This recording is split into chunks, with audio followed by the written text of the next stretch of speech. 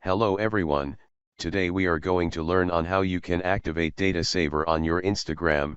It's simple, simply start by opening your Instagram, then after getting this results, start by going to the menu button, then click on the top right corner button.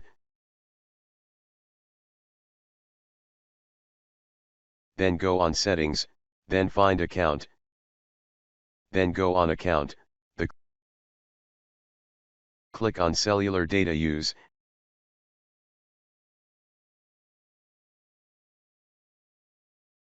And as you can see we have where to activate Data Saver on, so simply activate, so now as you can it's been set to Data Saver.